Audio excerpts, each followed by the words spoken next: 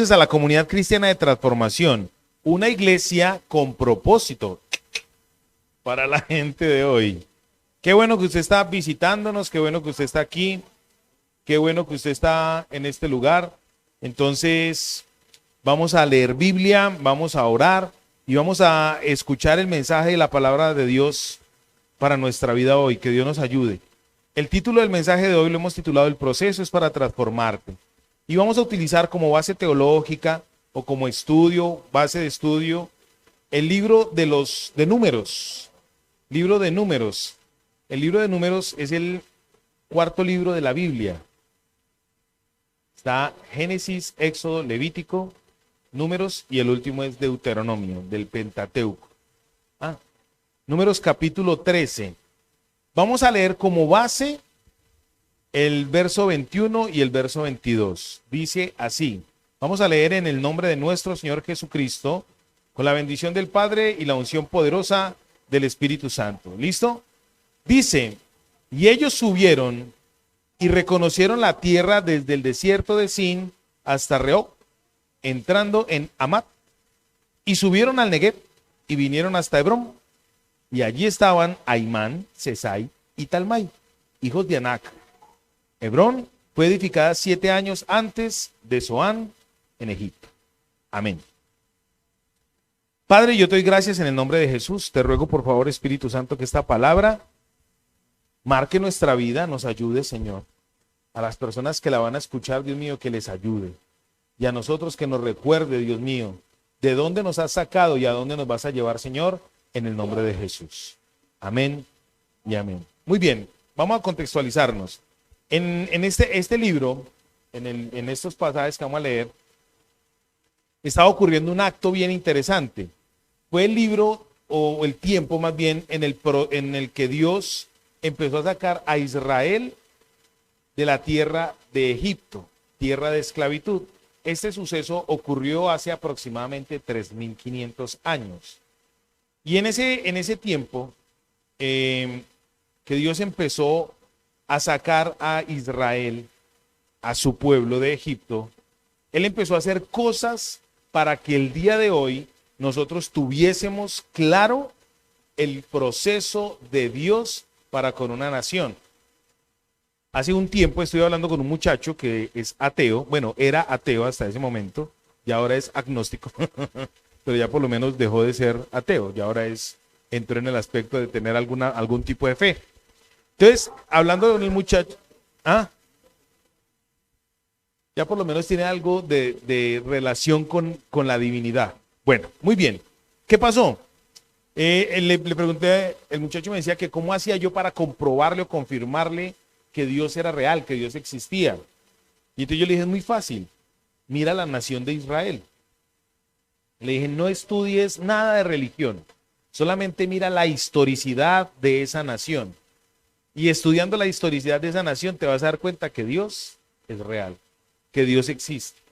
Le dije, mire en este momento lo que está ocurriendo entre Israel y el Oriente. Ustedes sabían que en este momento hay una tensión bien fuerte entre China e Israel. Y a Israel le tiran los Emiratos Árabes, Irak, Irán, toda esta gente, todo lo que es el Estado Islámico, le tira a Israel como a rata, como a violín prestado. Y cada rato los bombardean. Y hay unas escudos de pulsos electromagnéticos que cuando vienen bombas, esos pulsos electromagnéticos en esas torres los detectan. Y ¡bam! Esas bombas o esos misiles, antes de entrar a cierta medida, a cierta altura, estallan. ¿Cierto? Es una cosa loquísima. Entonces le dije, váyase de ahí para atrás en la historia. Y el muchacho muy estudiosito empezó a mirar. Y X día me dijo, sí, ya por eso creo que Dios existe. Pero ustedes los evangélicos están errados. Le dije, no importa, ya por lo menos dimos el primer paso. Ya se da cuenta que Dios existe. ¿Están conmigo? Bueno, entonces este proceso del cual vamos a leer en este momento ocurrió hace 3.500 años. Y vamos a empezar a mirar una serie de simbolismos y cosas. Lo primero que vamos a mirar, Israel salió de un lugar de opresión, un lugar de esclavitud, un lugar donde para poder medio comer tenían que trabajar arduamente. Pues todos tenemos que trabajar para comer, ¿cierto que sí? Pero esta gente vivía en un concepto de subyugación, donde solamente trabajaban por la comida, o sea, por lo básico. No les voy a hablar de qué dinastía era la que estaba allá, si eran los Ixos, si eran la 14ª dinastía egipcia. No les voy a hablar de eso porque nos demoramos un poco de tiempo. Pero resulta que sí quiero extraer de ahí lo que Dios empezó a hacer con ellos. Dios los sacó a ellos de ese lugar y les dijo a ellos que los iba a llevar a un lugar donde había abundancia. Viene lo primero que quiero decirles a ustedes. Dios quiere transformar, procesar mi mente para que yo deje de vivir en escasez y en limitación para vivir en lo que Dios quiere que yo viva. Salmo 24 dice, de Jehová es la tierra y su plenitud, el mundo y los que en él habitan. Leíamos ahorita en el Salmo 82, usted y yo somos hijos ¿de quién? De Dios, somos hijos del Altísimo, ¿sí o no? Y resulta que nosotros somos hijos del Eterno. Y dice el apóstol Pablo en 1 Corintios, capítulo del 5 en adelante, en el capítulo 5, dice, ustedes, la iglesia, empieza a llamar a un juicio. Ustedes, la iglesia, se van a que los juzguen los mundanos, los impíos, porque no son capaces de juzgar un caso en la iglesia. La Biblia dice que nosotros vamos a juzgar al universo, vamos a juzgar al mundo. Y nosotros, nuestra mentalidad todavía es una mentalidad ¿de qué? De cuando estábamos en esclavitud, de cuando estábamos allá en tierra de Egipto, antes de que Dios nos llamara, antes de que Dios nos escogiera, antes de que Dios nos sacara. Nuestra mentalidad todavía está allá. Hoy Dios le quiere decir a usted que Dios lo quiere sacar a usted de la tierra de esclavitud, pero necesita pasarlo por un desierto para que usted aprenda a vivir y a depender de Él. Y solamente en ese proceso es cuando su mente es transformada. Solamente en el proceso de formación, de escasez, de apretamiento, de dificultades, donde uno aprende a mirar a Dios. Es cuando uno aprende realmente a depender de Dios. Lamentablemente, el ser humano aprende con látigo. Pero Dios en su infinita gracia y misericordia nos ayuda. Entonces Dios empezó a sacar al pueblo de Israel de allá de tierra de esclavitud. Y les dijo, los voy a llevar a una tierra que fluye leche y miel, ¿cierto? Y resulta que ahora viene entonces el segundo simbolismo. El primer simbolismo es que Egipto representa ¿qué? El mundo. ¿Y eso le pertenece a quién? A Dios, para que Satanás ni sus demonios piensen que son los meros. No. Eso le pertenece a Dios y por ende usted y yo somos herederos de ello. Entonces tenemos que empezar a cambiar la mentalidad de escasez, de limitación, para empezar a conquistar. No estoy hablando de teología de prosperidad. No estoy hablando de eso. Pero sí de que nosotros tenemos un tesoro afuera que va mucho más allá de las riquezas físicas, de las riquezas económicas, que son los tesoros almáticos, o sea, la gente, las almas. Nosotros como cristianos, lo primero que tenemos que pensar es que el verdadero tesoro que nosotros tenemos afuera es poder establecer el reino de Dios acá en la tierra. ¿Quién lo convence a usted y a mí de esa realidad? Solamente el Espíritu Santo. Nadie, mira, uno puede darle a la gente cátedra bíblica, pero si no es el Espíritu Santo el que nos convence, no podemos hacer nada. ¿Usted para dónde va? Para el cielo. ¿Su eternidad dónde la va a pasar? ¿Con quién la va a pasar? Con Cristo, ¿sí o no? Entonces nosotros tenemos que empezar a mentalizarnos en eso. Lo que estamos viviendo acá es un proceso transitorio. No es un proceso estable, es un proceso transitorio. Por eso la Biblia dice que usted y yo somos como extranjeros y advenedizos en el paso de esta tierra. Pero para poder mirar al cielo tenemos que lamentablemente pasar por la circunstancialidad y la adversidad de este tiempo. Podemos decir nosotros entonces en ese orden de ideas que esta tierra es nuestro desierto. Amén. Esta tierra es nuestro desierto. Entonces, segundo simbolismo ya está claro, ¿cierto que sí? Dios nos va a llevar ¿a dónde? Al cielo. Recuerda que hace 8 días hablamos que Jesucristo es nuestro Moisés, que nos va a llevar ¿a dónde? A la tierra prometida, al cielo, al paraíso, de donde nunca debimos haber salido, pero ahora Él nos volvió a restituir ese lugar. ¿Estamos bien ahí? Muy bien, pero resulta que en ese proceso de salir de tierra de Egipto a la tierra de Canaán, el pueblo de Israel pasó por varios desiertos. Eran 7 desiertos. Y hoy quiero traer alusión al desierto de Sin, con Z, porque Dios me habló esta mañana. Pues yo tenía mi mensaje preparadito, muy juicioso, no un mensaje, de hecho le había comentado a mi esposa que iba a compartir y demás. Pero mientras estuve en la reunión de pastores,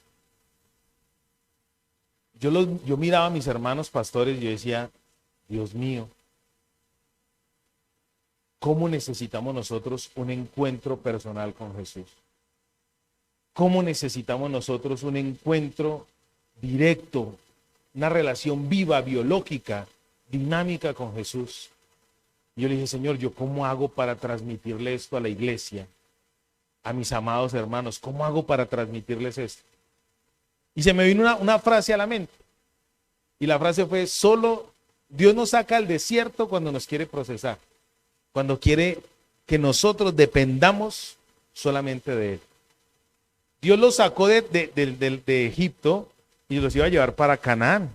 Era necesario que pasaran por un desierto que se demoraban en la transición 40 días aproximadamente. Pero por la necedad de ellos se demoraron 40 años en pasar. La terquedad de ellos, la terquedad de su corazón terco. En este pasaje de Números ocurre lo siguiente. Están pasando por el desierto de Fin. Resulta que 7 capítulos más adelante, en el capítulo 20 de Números, ellos vuelven a pasar por ese desierto. Pero en el capítulo 20 no ocurre lo que ocurrió en este. Y enseguida vamos a mirar qué ocurrió en este que no ocurrió en el otro proceso. O sea, 38 años después, casi 39 años después. ¿En este qué ocurrió? En este ocurrió que salieron de la tierra de Egipto a la tierra que Dios les prometió. Salió, dice la historicidad, la historia dice que salieron aproximadamente 600,000 varones sin contar mujeres ni tampoco los niños.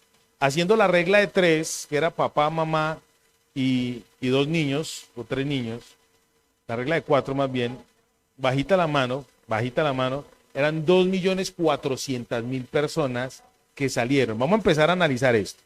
2.400.000 personas que salieron de ese lugar.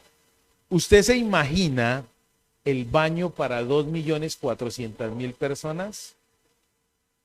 Si a veces en la casa uno se ve enredado, ahora lo voy a traer al otro simbolismo que quiero introducirlos. El baño de acá, de la iglesia, bueno, del auditorio. Hermano, por favor, orine sentado para que no chisgletee y la hermana no se unte la piernita y tal. Imagínense 2.400.000 personas defecando. Pues son cosas que uno piensa, ¿no? La logística, ¿sí? La bolsita y la boleaban, tal. La logística, uno piensa en la logística del tema. Bueno, 2.400.000 personas. Ah, claro, los baños portátiles que sacaron de Egipto, los juncos. Ah, claro.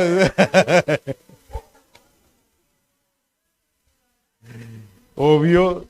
Bueno, yo quise usar el término por mirar en la logística. Ahora piense lo siguiente. Cuando usted está en su casa, con su familia, ¿usted tiene roces con el baño? Claro. ¡Ey, amor, bañate pues! Santiago nos va a coger el día. Tocando la puerta, ¿qué pasó? ¿Se quedó allá o qué? ¿Sí o no? Entonces póngale pues que, ¿a qué quiero llegar con esto? Eso usted vive sola. ¿A qué quiero llegar con esto? Yo quiero llegar a un punto de relaciones. Resulta que hay personas que en el proceso que tienen que vivir son malos en las relaciones interpersonales. Acá en este pasaje, en el capítulo 13, empieza a ocurrir lo siguiente. Hay 12 personas que Dios le dijo a Moisés, a los líderes de la reunión, a los líderes de los santos, les dijo, necesito que me busquen gente principal, para que esa gente principal vayan y observen la tierra para la cual yo los voy a mandar. En el capítulo 13, verso 17, dice lo siguiente.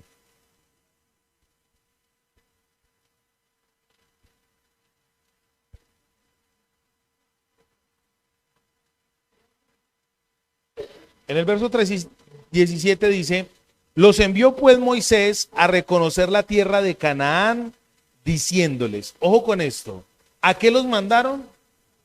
A reconocer, diga conmigo, yo estoy en un proceso de reconocimiento. Yo tengo que reconocer, yo tengo que observar.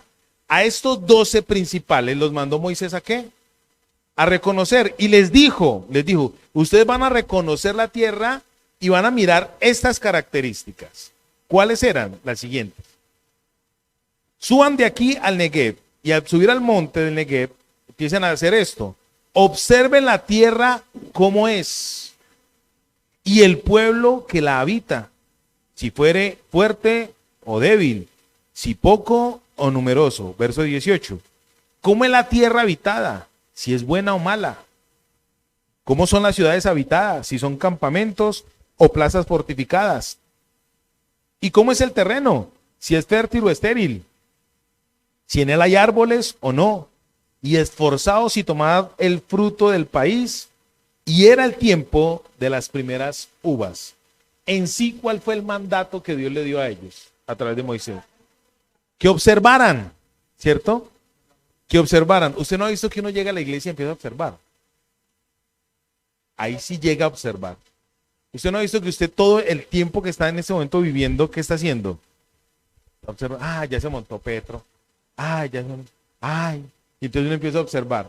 Y cuando uno empieza a observar, según el criterio de la persona que le esté a usted dando su observación, su apreciación, usted cómo empieza a vivir. De acuerdo a la perspectiva que le vendieron. ¿Y eso es un proceso negativo o un proceso positivo? Depende de la perspectiva que usted la mire. Resulta que a mí me gusta mucho porque los 12 hombres que Dios mandó en medio del desierto, usted y yo siempre vamos a mirar el proceso o el desierto como algo negativo. A usted le hablan de desierto y usted ¿qué se imagina? Uy, el calor, el sofoco. Usted se imagina el hambre. Es más, a uno no le da hambre, uno se imagina ya la sed. Uy, solamente empieza a imaginarse lo peor. Entonces, ponle pues cuidado. Yo quiero que usted se imagine lo siguiente. Nosotros siempre estamos pensando en que el desierto es algo que negativo y malo. Pero resulta que Dios siempre en su infinita misericordia, bondad y sobre todo su divina providencia está pendiente de nosotros y nuestras necesidades. El problema es que nosotros reconocemos sin fe, reconocemos desde la circunstancialidad primaria y con nuestra mente de mundo y no con nuestra mente del reino. Por eso muchas veces nosotros los cristianos vivimos mal, y es más, vivimos más mal que a veces los mismos mundanos. Yo he visto gente impía que vive mejor que los cristianos, y he visto cristianos muertos de la envidia porque el impío está viviendo mejor y diciéndole al Señor, pero ¿qué pasa, Señor? Yo soy hijo tuyo. Pero resulta que todavía nosotros estamos pensando en ¿qué? En nuestra esclavitud. No vemos más allá del desierto. Entonces, ojo con esto. Si usted empieza a mirar, ¿cuántos de los que están aquí en algún momento de su vida han leído la Biblia y han dicho, pero ¿para qué todos esos nombres, esas genealogías, para qué? Gas. El que diga que no ha hecho eso es un mentiroso de aquí a...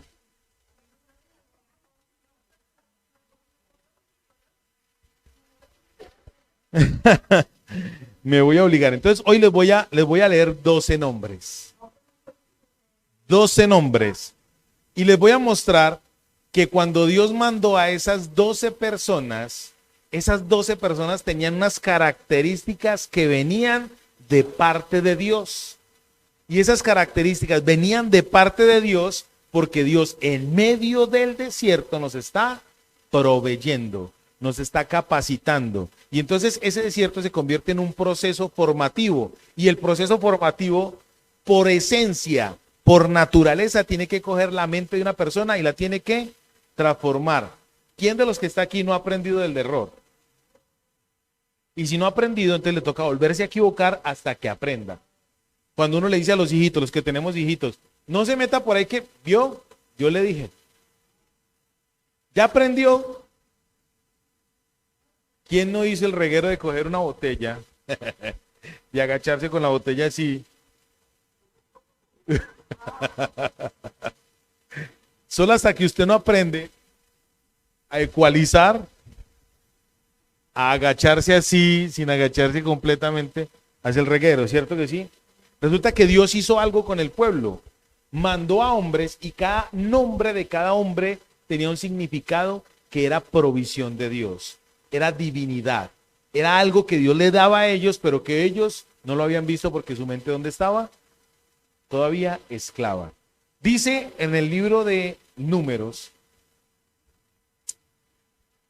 capítulo, creo que se me perdieron aquí, capítulo 13, verso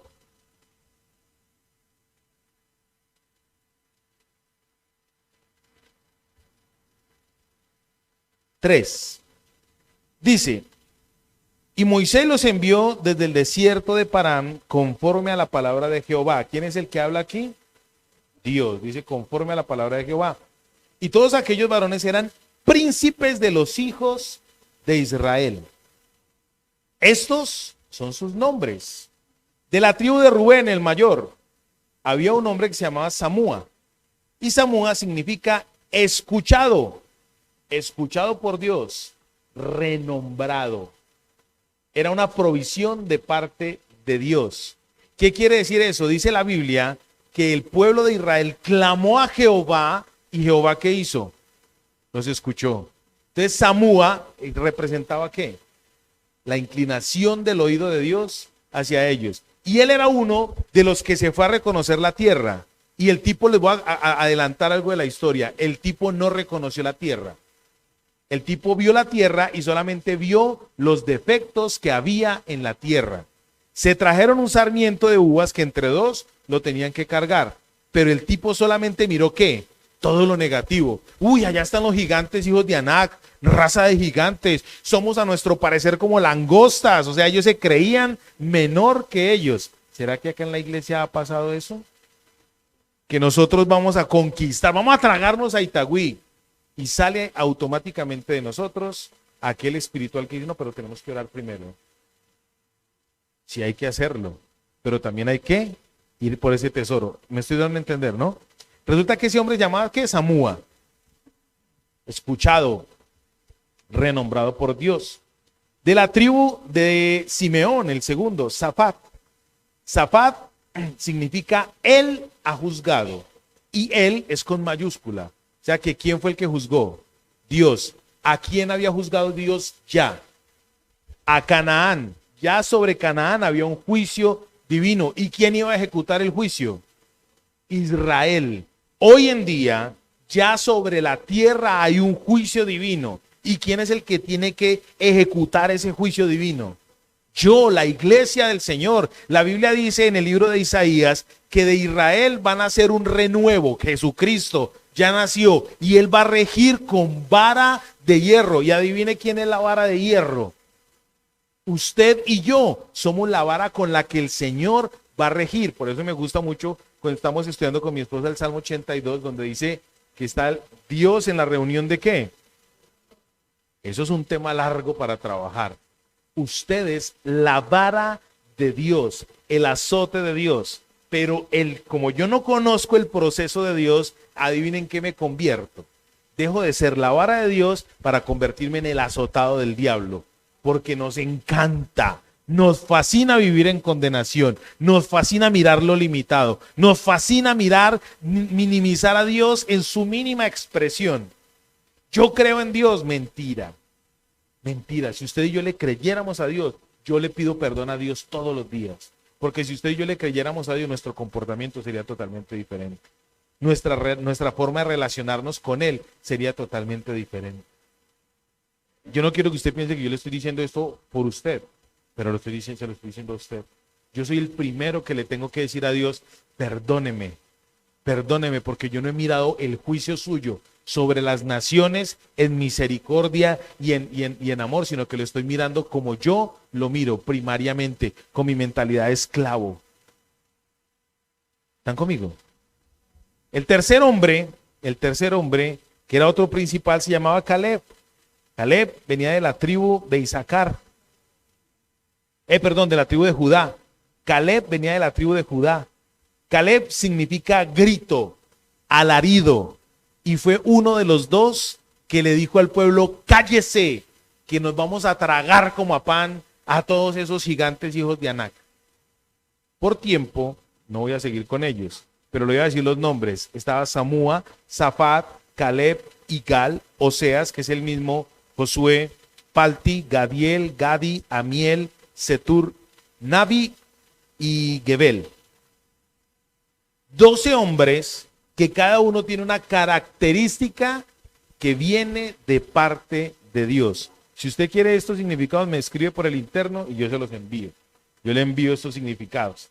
Ellos pues tenían una responsabilidad. ¿Cuál era la responsabilidad? Una sola. Reconocer. Reconocer. Y les voy a decir qué reconocieron ellos. Y cuando usted mire esto va a decir, uy, Dios mío, mi proceso o está muy bueno o definitivamente todavía soy un esclavo de Egipto. Resulta que ellos fueron allá y reconocieron la tierra. Y lo primero que dijeron fue lo siguiente. Está en el verso 21. Y ellos subieron y reconocieron la tierra desde el desierto de Fin hasta Rehob, entrando en Amat. Me encanta lo que dice en este verso 21. Ustedes saben que a mí me gusta mucho estudiar el método lexicológico de la Biblia y es extraer de cada texto su propia interpretación según el texto. Resulta que ellos fueron y reconocieron la tierra, pero caminaron desde un lugar. ¿Desde dónde? Desde el desierto de Sin, con Z. Tiene dos significados. Fin significa plano, llano, una calle espaciosa, pero también significa grieta, también significa tuna o chuzo, una puya, como cuando lo chuzan a uno.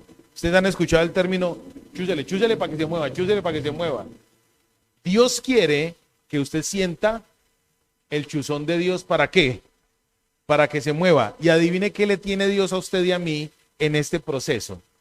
Una calle amplia, una calle espaciosa, para que usted y yo, ¿qué? La grieta es el pasado. Usted y yo tenemos que saltar la grieta de nuestro pasado de esclavitud a lo que Dios quiere para nosotros. Yo quiero trabajar mucho con ustedes, santos de Dios, lo que tenemos para el futuro, lo que tenemos para por delante. Nosotros tenemos la eternidad para nosotros, pero tenemos que dejarnos convencer por el Espíritu Santo de Dios que no es para nosotros solos, que hay gente que está pasando por situaciones difíciles, que no entienden por qué en su vida están viviendo cosas que lo dejó la mujer, que lo dejó el esposo, que lo dejó el empleo, una cantidad de cosas, que monta un negocio y no le da, que tiene problemas emocionales. Para todo esto, ¿quién es la solución? Jesús. Y la Biblia dice que hay una grieta, una brecha entre Dios y los hombres. ¿Y quién es el puente entre Dios y los hombres? Jesucristo, ¿cierto? Entonces, este desierto, Dios permite que usted y yo lo pasemos para que podamos saltar, ¿qué? Esa grieta. ¿Y quién está allanando el camino? El Señor es el que está allanando el camino. Pero es necesario que nos chuce. Yo me imagino que esa gente veía los cactus. La figura ahí es un cactus. Y el Señor dándoles con ese cactus en la nalga. Bueno, en la espalda. ¿Quién no se mueve en el momento en que le estén chuzando? ¿Sí o no? Voy a contarles un chiste rápido.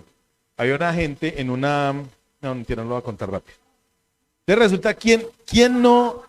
quién, quién no cuando lo chuzan se pone en la trampa, ¿sí o no? ¿Qué? No, no lo voy a contar.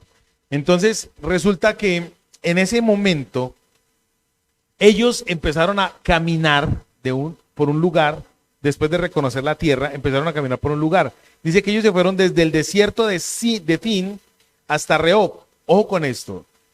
Fin significa plano, llano, calle ancha, pero también significa grieta o algo que chuza, algo que punza. Y ellos se fueron desde ese lugar de amplitud que Dios en medio de un proceso negativo lo estaba colocando, ¿qué? Como positivo. Yo sí me estoy dando a entender. ¿O están aburridos? Bueno, Dios lo colocó así, para que facilitarle a ellos el proceso. A usted y a mí, ¿qué hace Dios? Nos facilita el proceso. En la Biblia dice, alzad los ojos y mirad, que ya los campos están blancos. En la Biblia dice, lo más difícil, me gusta, esa traducción viene de la King James, dice, lo más difícil ya lo hice. O sea, el proceso más difícil, Dios ya lo hizo. O sea, que Él ya allanó el proceso para que usted y yo podamos, ¿qué? Pasar, para que podamos andar. Dice, se fueron desde allá y llegaron a un punto que se llamaba Rehob. Rehob significa espacios abiertos. Visión. ¿Qué quiere hacer Dios con usted y conmigo? ¿Darnos qué? Visión. Y Él nos propicia el espacio, el ambiente, las circunstancias para que podamos mirar. Dios nos está mirando en un proceso para que usted y yo tengamos visión, un espacio amplio. Pero resulta que usted y yo cerramos los ojos. Y cuando cerramos los ojos, ¿qué pasa? No vemos. Y entonces empezamos a darle vueltas al mismo asunto. Mi abuelo murió ciego, mi papá que me crió a mí, él murió ciego. Y yo le preguntaba a él, papá, ¿tú te acuerdas de los colores? Y después de 15 años él me dijo, no me acuerdo de los colores. Yo le preguntaba a él, papá, ¿cómo duermes? Y él me decía, yo no duermo. Imagínate oscuro. Él todo el tiempo estaba percibiendo. Pero ¿cómo estaba percibiendo? Con los otros sentidos, no con la vista. Él iba y él decía, lo que más me choca es que me choco. O sea, era lo que más rabia le daba a él. Porque él iba caminando, se chocaba. Hasta que no conocía el camino por donde estaba, no, se chocaba. En la casa nosotros lo tratábamos a él como si él no fuera ciego. Más, a veces yo llegaba y le decía, abuelito, mire tal cosa. Y él decía, muestre. Y él tocaba, ¿cierto? Entonces, el que no ve constantemente se está, ¿qué? Chocando. ¿Sí me va a entender? Muy bien. Dice después que ellos pasaron de Sin, entraron hasta Rehob y llegaron hasta un punto que se llamaba Amat, en ese mismo verso. Por eso me gusta la riqueza de este verso. Amat significa fortaleza, muralla, algo que cubre. ¿Alguno de ustedes ha leído el Salmo 3? El Salmo 3 dice, Jehová es escudo alrededor de mí, mi gloria y quien levanta mi cabeza. Ellos en ese momento, ¿por dónde estaban pasando? Por un desierto. Y mire toda la riqueza que hay ahí que venía de parte de Dios para ellos. ¿Había protección divina? Sí. Pero ellos no la estaban viendo. ¿Había camino de parte de Dios? Sí. Pero ellos no lo estaban viendo. ¿Qué estaban viendo ellos? Enseguida lo vamos a mirar. Amat también significa aguas termales. Levante la mano el que le gusta bañarse con una agüita tibia un rato. Yo tengo un amigo en mi casa que todos los días me toca chuzarlo para que se bañe rápido. Yo me lo imagino ahí metido, bacano, ¿sí o no? Porque el agua tibiecita, como no han visto, que como que relaja.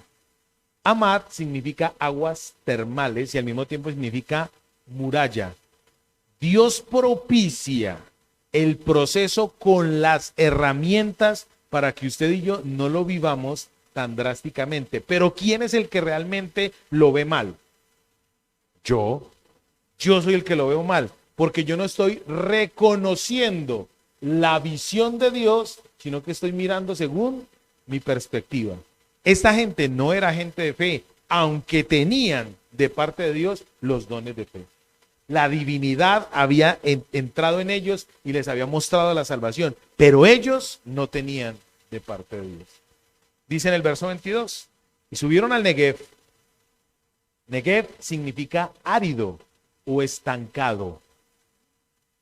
Ellos subieron al Negev y su mentalidad, ¿dónde estaba? En Egipto. Estaba estancada. Su mentalidad era una mentalidad árida. No era una mentalidad allanada, plana, de avance. Era una mentalidad árida, estancada.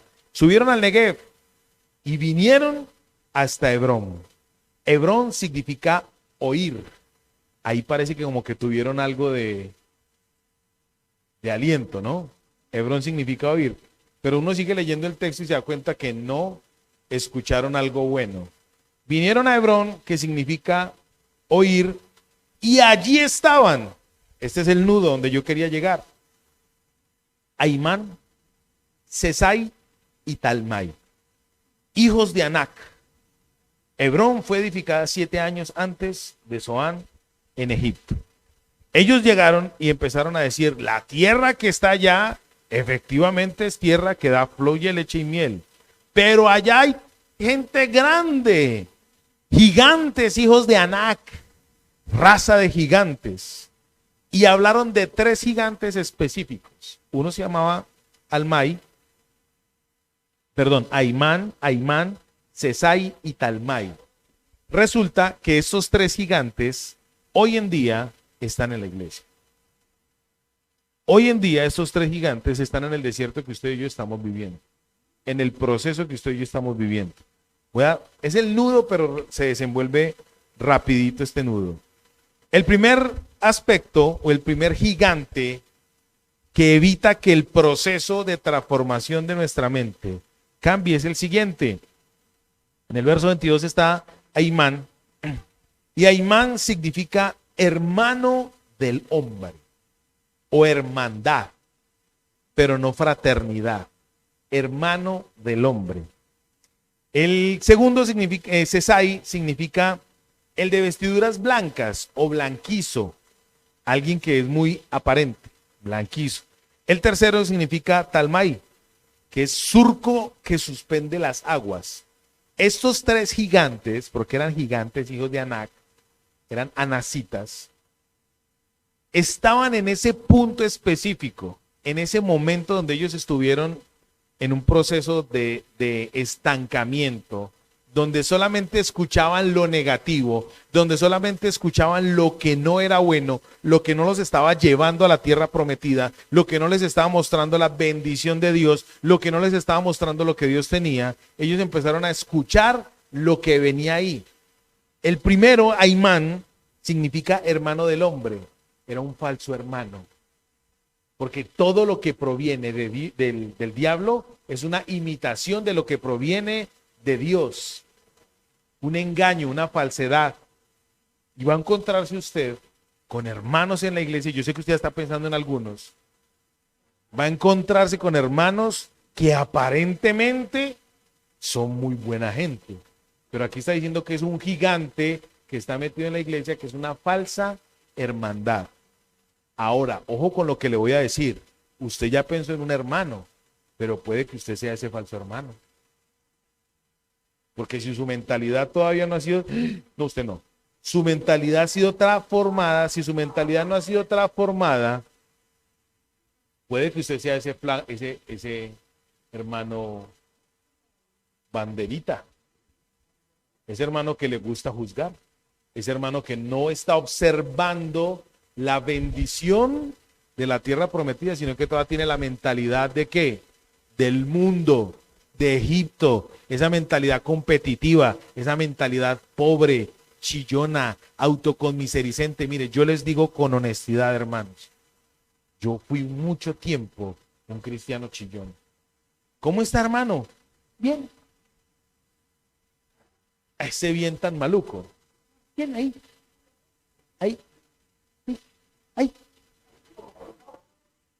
Como cuando usted era pobre, pero contento. Eso sí, estoy contento. Dios tuvo que empezar a procesarme para por lo menos ser consciente de eso. Si uno dice que ya cambió, ya está mintiendo, ¿cierto?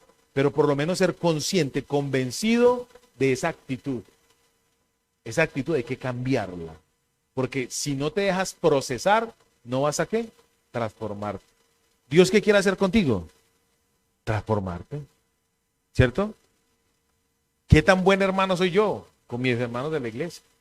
¿Qué tan buen hermano soy yo de la humanidad? Le hablo a la gente.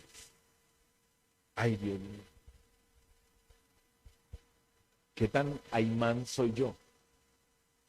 En vez de ir en contra de ese gigante, puede que esté debajo del gigante, recibiendo la administración de ese gigante. Porque todavía creo que ese gigante me va a comer a mí como a pan. Y la Biblia dice que yo soy. Por eso Caleb se llama grito, alarido. Solamente 2 hombres de esos 12 pasaron a la tierra prometida, que fueron Josué y Caleb. Josué significa salvación y Caleb grito. Esos 2 elementos son muy importantes. Grito o anunciación o predicación de la salvación. Ellos fueron los que pasaron a ese lugar. El segundo, Sesai, el de las vestiduras blancas o blanquizo. La apariencia. La apariencia es un gigante que nosotros tenemos que darle duro. Al que no le guste aparentar, es un mentirosito. Muy duro lo que le estoy diciendo, ¿sí o no? Pero nosotros tenemos que dejarnos procesar para poder ser transformados. Hace muchos años, cuando yo empecé en el ministerio, en la misión donde yo trabajaba, a los pastores nos medían por 3 cosas. Nos medían por crecimiento numérico, por crecimiento económico y por crecimiento espiritual. Entonces, cuando uno le presentaban a otro pastor, esta era la presentación. Hola, mi querido pastor, Dios lo bendiga. Hola, amado, ¿de dónde vienes tú? Yo vengo de tal iglesia, de tal parte. Tenemos 500 miembros. Tenemos tantas entradas mensuales. Estoy estudiando en el seminario. Ese era el saludo. Porque era una ¿qué? Farsa, una apariencia de piedad mentirosa. A mí me invitaban a predicar a otras iglesias, a iglesias pequeñas, y yo mandaba discípulos. Yo no iba. Me invitaban a predicar a las iglesias grandes, y adivine qué hacía yo. Me hacía el rogado. Déjame, yo miro la agenda.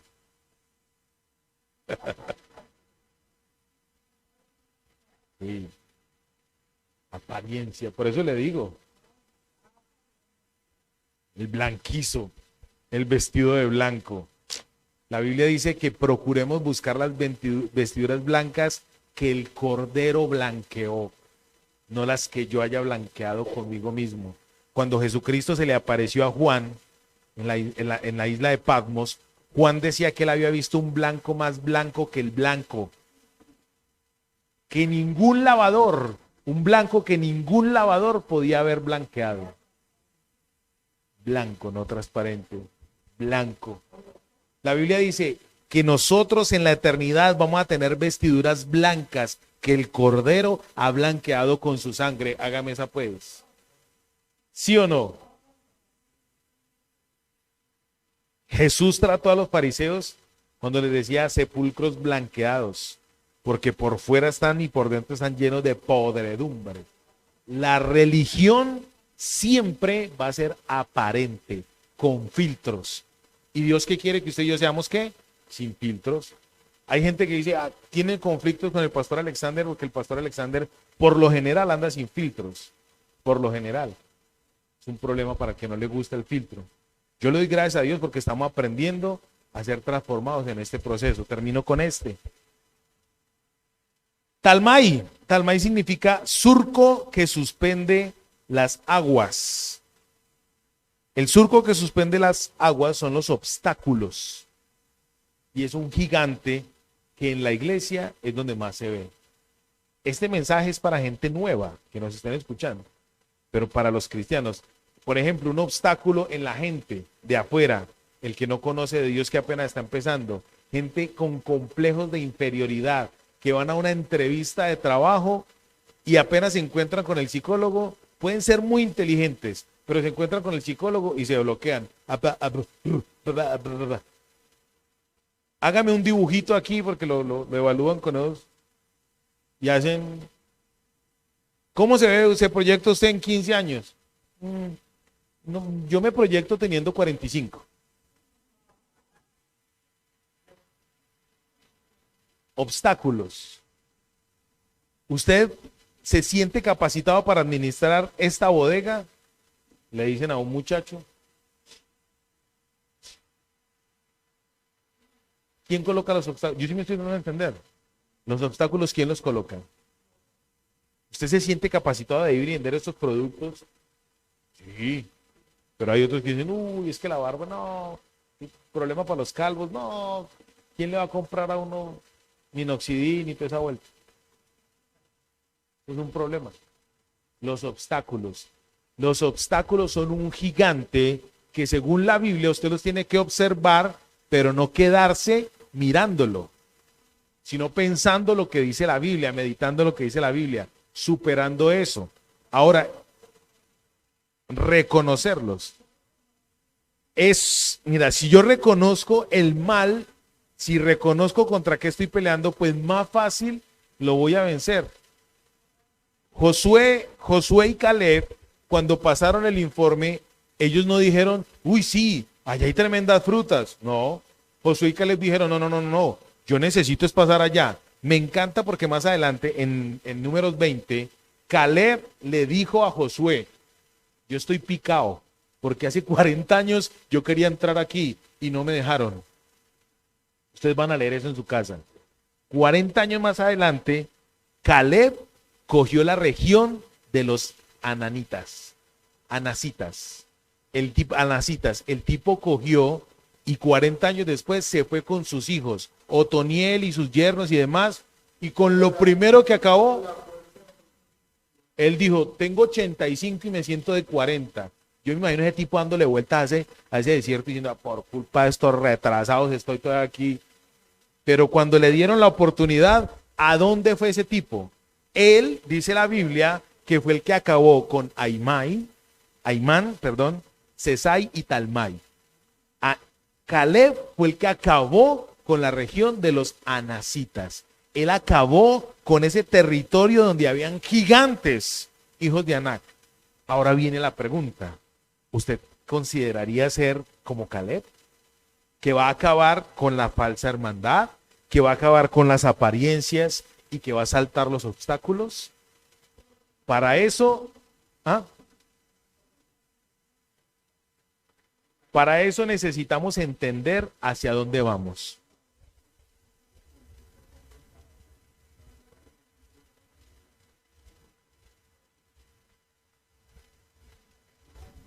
Éxodo 4.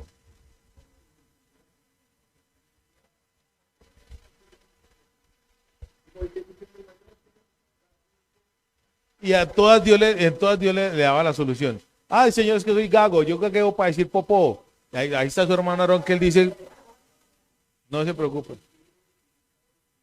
Muy bien. ¿Qué dice pues entonces la Biblia? Que usted y yo tenemos que empezar a identificar cuál es nuestro proceso. Por eso la Biblia dice, partieron desde el desierto de Fin y se fueron hasta, ¿cómo se llama el territorio este? Rehob. Partieron de Fin y se fueron para Rehob. Dios quiere sacarte a pullas desde tu lugar de comodidad a llevarte al lugar de la ¿qué? Visión. Y solamente en ese proceso es cuando tu mente es transformada. Ahora usted dirá, uy, pastor, ¿y dónde va a ser mi mente transformada? Pues les acabé de colocar el ejemplo. ¿Dónde están los falsos hermanos? ¿Dónde está la apariencia y dónde están los obstáculos? ¿Y dónde es eso? Pues en transformación, mi querido hermano. Aquí va a llegar gente diciendo que aquí somos una horda de falsos hermanos. ¿Y qué le vamos a demostrar? ¿Qué le vamos a demostrar? Entonces lo que dice la pastora Claudia, ese gigante, ¿dónde lo tenemos que matar? Una vez una señora me dijo, yo no voy a esa iglesia porque ahí hay un poco de hipócritas. A mí eso me logra descomponer. Y yo le dije, no se preocupe que tenemos espacio para más. Necesitamos más hipócritas, venga. He aprendido y eso que es cristiano, gracias a Dios. Dele gracias a Dios. Si no le había dado con Bendy, Tengo un lote para desaparecer gente y en Bogotá tengo 600 metros de tierra para desaparecer gente. Y ya está flojita, ¿cierto? Ah, que es que son un poco hipócritas. Venga, que acá hay espacio para más. Que es que no les gusta sino los aparentes. Pues venga y se viste bien el domingo para que venga a la iglesia. Para que aparente. Y salte ese obstáculo de ir a la iglesia. ¿Sí me van a entender, santos de Dios? Este, este, este proceso, ¿para quién es? ¿Para quién es? Es para mí. Y si usted y yo pasamos este proceso, adivine qué va a pasar en nuestra mente. Va a ser transformada. Nuestra mente va a ser transformada.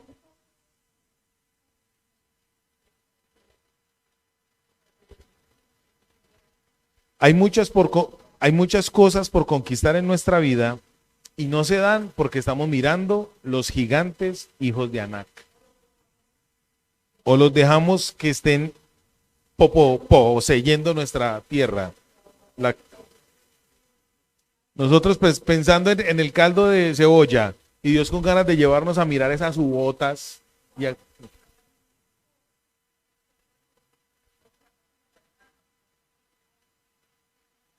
No, es que uno es el primero, mija, no es el primero. Por eso les dije, si usted está pensando ya en un hermano aparente, en un hermano hipócrita, en un hermano obstaculín, por eso les dije eso. Si usted no lo ha encontrado, mira, eso es a mí me fascina. La iglesia es una cosa espectacular. Cuando hay hermanos que me gusta cuando uno está predicando que empiezan a aplicar el ministerio del codazo. ¿Saben cuál es el ministerio del codazo?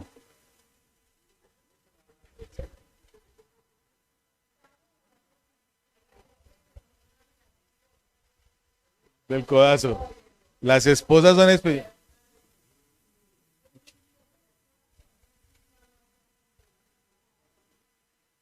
el ministerio.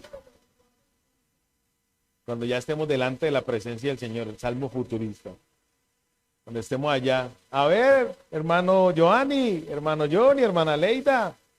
A ver, muéstrenme sus vestiduras blancas. Qué confrontación. Padre, yo te doy gracias en el nombre de Jesús. Ayúdanos, Dios mío, por favor, Señor, yo te lo ruego, a que tu mano poderosa esté sobre nosotros y nos ayude, Dios mío, a poder ir tras esos gigantes. Como dijo el hermano Caleb, tragárnoslos como a pan, Dios mío. Que las apariencias, falsas apariencias, las podamos subyugar y tragárnoslas como a pan, Dios mío, en el nombre de Jesús. Dios de los cielos, que esa falsa hermandad, Dios mío, la podamos tragar como a pan en el nombre de Jesús y nuestro corazón sea sincero, que ame sinceramente, que ame con verdad al prójimo, como dice tu palabra en el libro de Efesios, soportándonos los unos a los otros en el temor de Dios, sujetándonos los unos a los otros en el temor a Dios, haciendo morir lo terrenal en nosotros para que no nos consuma, Dios mío, por favor, en el nombre de Jesús. Que todos los obstáculos que tengamos en nosotros, en nuestra vida, que no tengo pasaje, que la iglesia está muy lejos, que de pronto a lo mejor tal vez, quién sabe, va a llover, que nos ayude, Dios mío, a pasar esos obstáculos, que no hayan obstáculos, que mi familia, que mi esposo, que mi esposa, Señor, ayúdanos, argumenta nuestra vida, Espíritu Santo de Dios, para que seamos convencidos de que en este lugar hay bendición, de que este es camino al cielo, de que el terreno está allanado, de que la grieta que había entre tú y nosotros, ya Cristo la superó y ahora ya viene el punzón de Dios para que avancemos, Dios mío, en el nombre de Jesús.